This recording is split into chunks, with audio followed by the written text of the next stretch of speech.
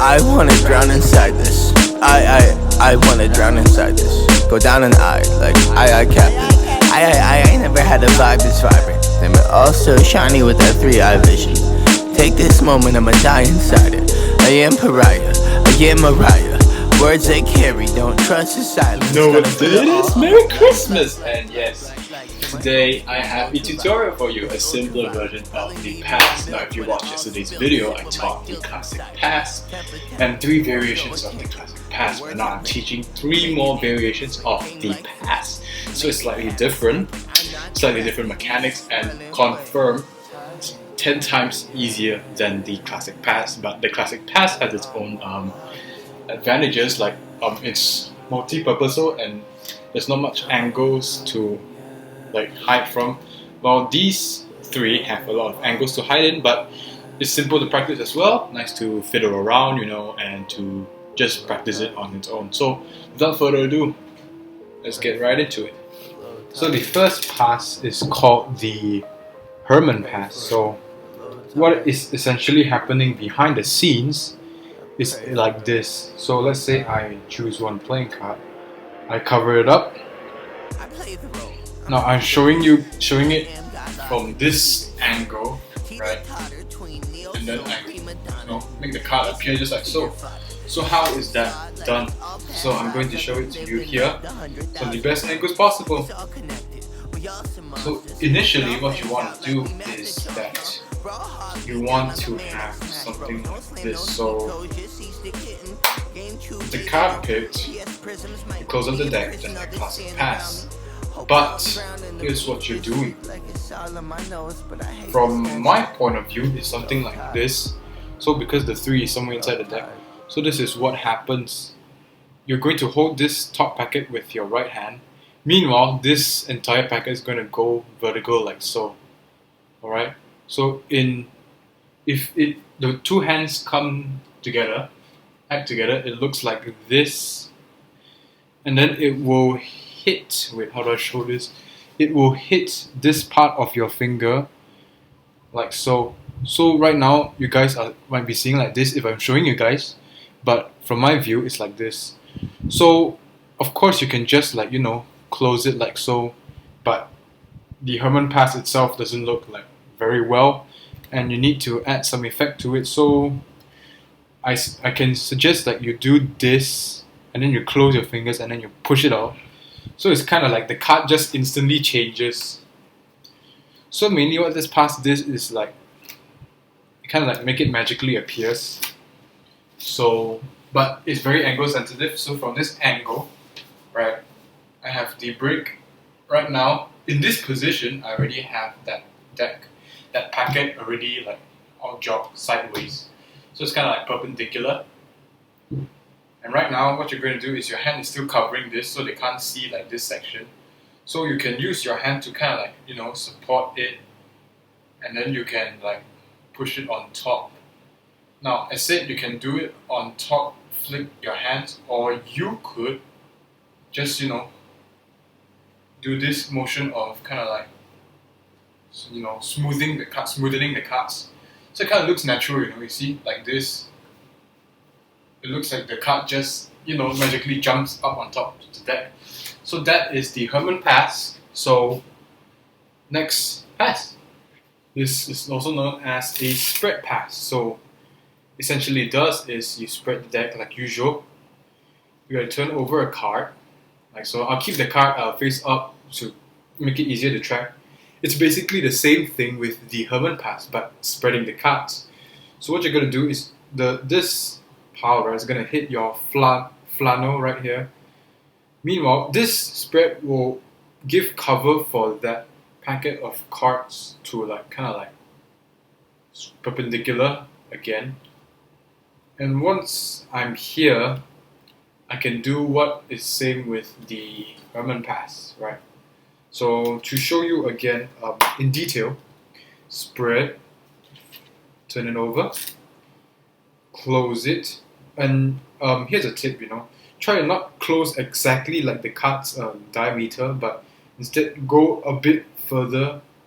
This will make sure that they cannot see it. Like if I show you like this, if I close it like this, you can see that. But if I put it in front a bit, so it kind of like blocks that, you know. So it kind of blocks that. And try showing this to your participants' eyes, like wherever they are looking. Let's say you're looking at me. I'll make sure that you can see the whole back design, not like this, not like this, not like this, not like this. This. Straight. You do this only when you're like performing the move, but when you're spreading it, try to keep it like close to this. So let's say like somewhere tilt it up a bit, like so. So you pick a card like so. Then at this action you kind of like show them. So you can see like, oh, it's the ace of diamonds. So you kind of close it up, square it up. Now what I'm hiding in my hand is this packet, so I am going to cover it, and then I'm going to make my thumb around to the back to square it up, and boom, that's a spread pass. Now obviously with the spread pass you can do things like in the Herman Pass. Now what I mean by that is that you can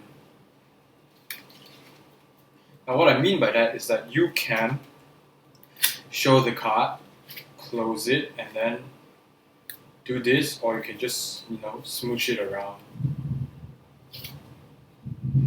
So this pass is slightly angle sensitive, but if achieved at the right angle, it will look very magical, especially with the playing card face down. So I'm going to show you guys one demonstration if I do the card face down for spades. Alright. It looks like you're straightening up the deck, but they do not know that you put the card as a four of spades.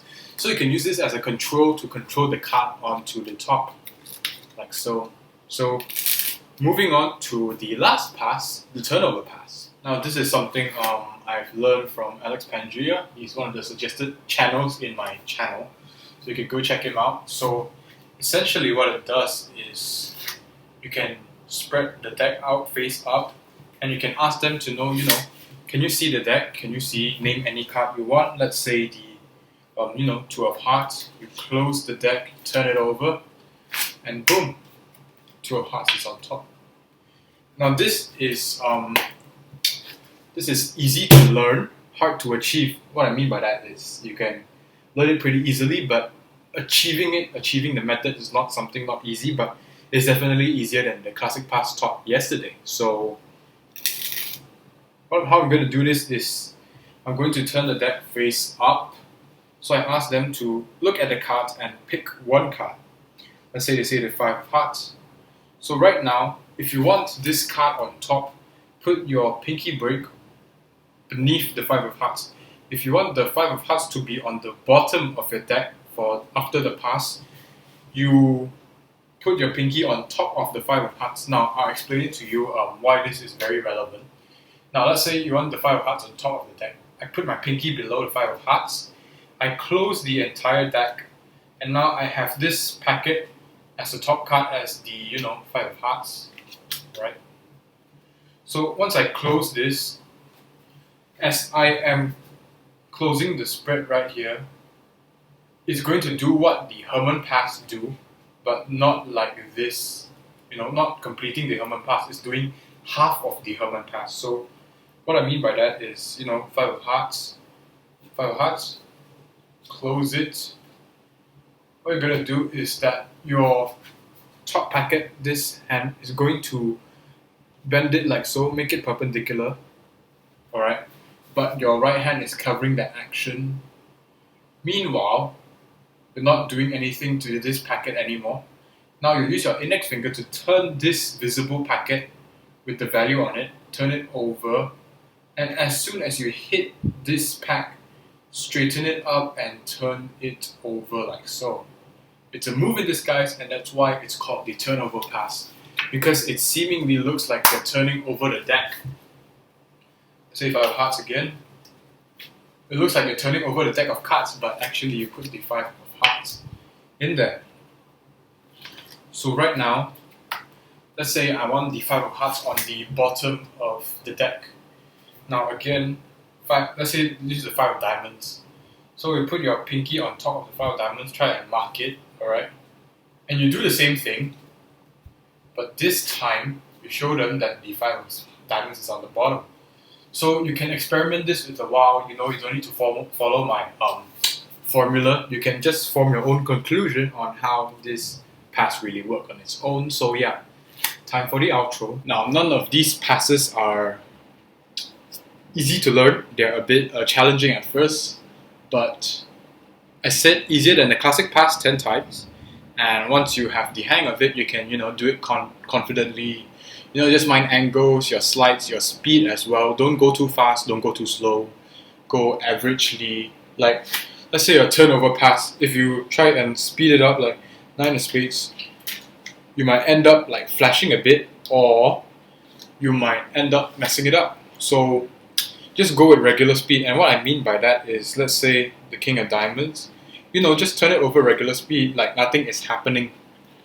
Whenever you're doing something like you don't want your participant to know, don't act it like as if you want to do something normal, but you're hiding it with regular speed. So I know that's complicating, but kind of like be patient, be calm, act as if like nothing is going on, and boom, you have your card like that. Oh, another method for the turnover pass. If you want to do this, it's up to you. Let's say you show the ace of hearts, then you turn it over, and then you turn it over. It's the 10 of diamonds. You turn it over, it's the 6 of diamonds. Now this method is the same as the turnover pass, except that when you turn over the pass, you execute the turnover pass. You turn it over, have a break, turnover pass, turn it over, execute turnover pass, and turn over for real. And that's how you get like infinite color changes with just a deck of playing cards. Now I really hope you guys do enjoy this, but if you're watching this on Christmas Day, you suck. Well, what I mean by that is, spend time with your family. This video is always on for the internet, except when I delete some videos because those were very, cringe. Merry Christmas, and that's it for this video. Peace.